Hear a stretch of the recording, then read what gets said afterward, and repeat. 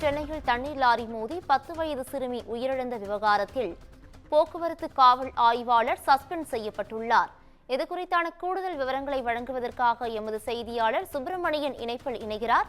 சுப்பிரமணியன், வணக்கம். இது குறித்தான முழு விவரங்கள். சென்னை பெரம்பூரில் தண்ணீர் லாரி மோதி 10 வயது சிறுமி இன்று உயிரிழந்த சம்பவம் பெரும் அதிர்ச்சியை ஏற்படுத்தியுள்ளது. குறிப்பாக பள்ளி நேரத்தில் கனரக வாகனங்கள் இயக்கப்படக்கூடாது என்று உத்தரவு இருக்கிறது.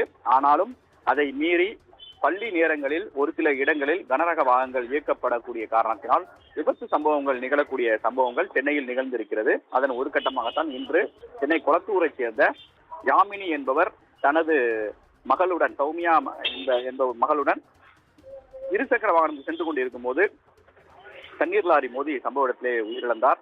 இந்த சம்பவம் குறித்து திருமங்கலம் போக்குவரத்து புலனாய்வு பிரிவு போலீசார் வழக்கு பதிவு செய்து லாரி ஓட்டுநர் கார்த்திகேயன் என்பவரை கைது செய்தார்கள். இது தொடர்பாக துறை ரீதியான ஒரு விசாரணை என்பது நடத்தப்பட்டது. ஏனென்றால் கனரக வாகனம் பள்ளி இயக்கப்படக்கூடிய நேரங்களில் எப்படி சென்றது என்ற கோணத்தில் துறை ரீதியான விசாரணை நடத்த சென்னை காவல் ஆணையர் அருண் உத்தரவிட்டார்.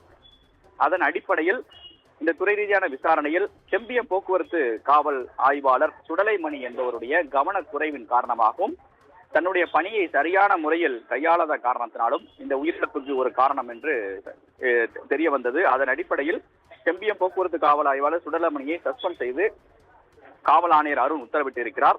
அதே போல புளியந்தோப்பு காவல் மாவட்ட போக்குவரத்து உதவி ஆணையர் சத்தியமூர்த்தி மீது துறை ரீதியான விசாரணை நடத்த உத்தரவிட்டிருக்கிறார் சென்னை காவல் ஆணையர் அருண். அது மட்டுமல்லாமல் இனிமேல் இதுபோல் சம்பவங்கள் நிகழாமல் தடுப்பதற்கு என்னென்ன நடவடிக்கைகள் எடுக்க வேண்டும் என்ற உத்தரவையும் சென்னை காவல் ஆணையர் அருண் பிறப்பித்திருக்கிறார்.